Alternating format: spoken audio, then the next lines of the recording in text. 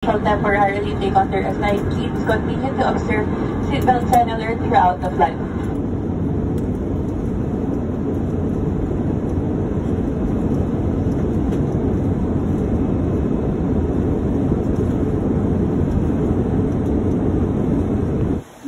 Ay, nagulutok. Ay mo, opo. Kanina pa po ako madaling araw. Okay naman po. You look so fresh and young.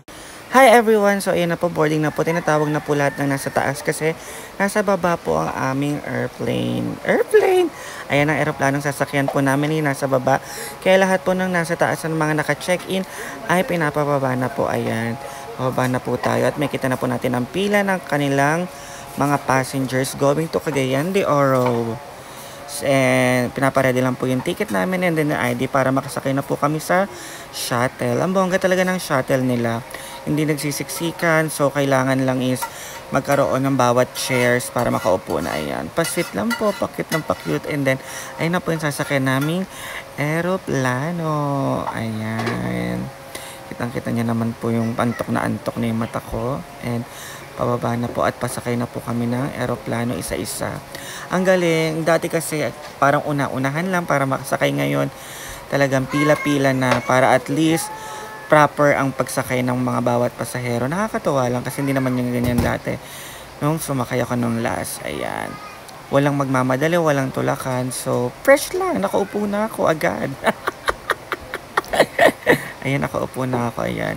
Antok na talaga. And ayan. Nakaupo na kaming lahat. Waiting na lang po mag-fly. Ayan si Kuya Kerry yan. Nakakaloka. Kanina ko pa yung tinitignan. Ewan ko ba? Fresh niya. And then ayan, pinaka nakakatakot. Yung garalgal talaga niya. Hindi ko talaga na-tense ako kanina kasi garalgal siya ng garalgal. Kung ano yung nangyayari. Kung ano yung basta paano na kami niyang palipad na. And then ayan, may kita nyo na yung sinag ng araw na sobrang ganda.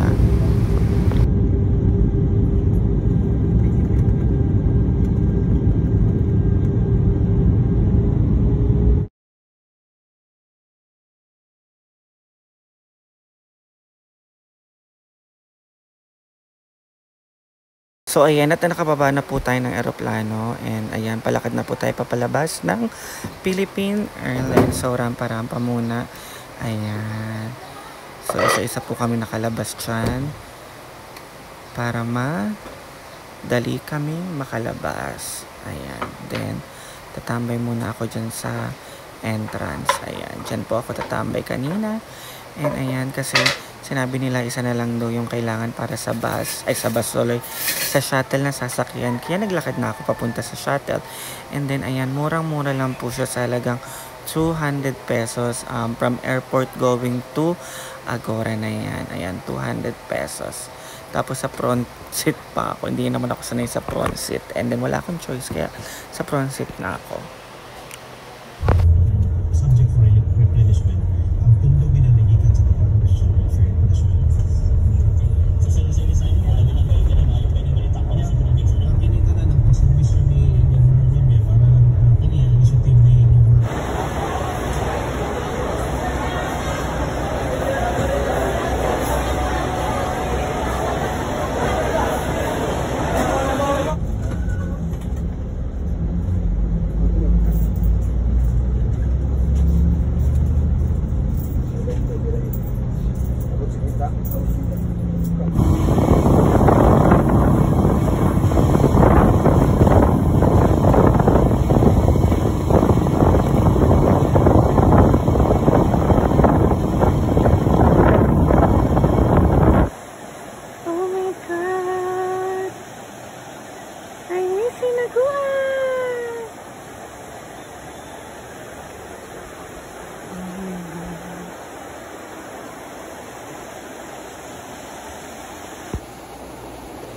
Andito na naman po tayo sa Hinaguan Nature Park.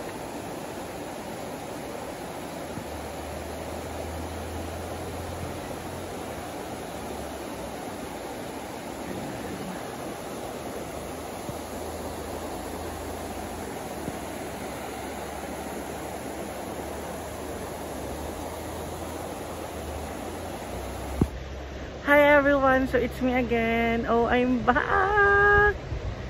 So for today's video, ayan. Ikot lang po tayo sa Hinaguan Nature Park.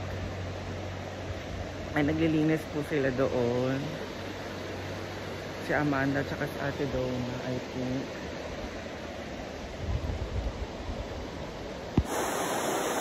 Welcome to Hinaguan Nature Park.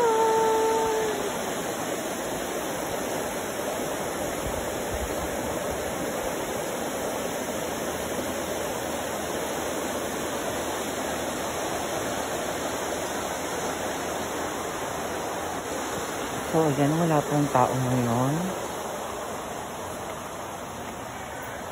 Hindi ko alam kung nasan sila. Marian! At nagulat ako. Oh my God! Ay mo, opo. Kanina pa po ako madaling araw. Gusto. Okay naman po. You look so fresh and young. Dahil yan sa mga beauty products na mga pinopost mo. Pumayat ka, ma. Ay, grabe yung katawan. Bakit? Totoo nga yung pinopost mo. Sobrang sexy mo na. Tingnan Habang mo yung kami ang mukha ko. taba-taba. Ito lang ginagamit ko, Marian. Bili ka na nga. Ay, ano yan? Buri. Iniinom? Ano ba yan? Ito sa puwet mo, lagay. Hindi, ang payat mo. Ha? Mamayat na ba ako? Pati yung Totoo mukha. Super. Ah. Di ba totoo? Nawala na yung dito mo. Oo. So, ano iniinom mo, ma? Kape lang. Kape? Oo. Sure ba? Mag-bloom coffee na nga. Patingin. Ha? Sure, ha? Oo. Hello, Hinaguan Nature Park.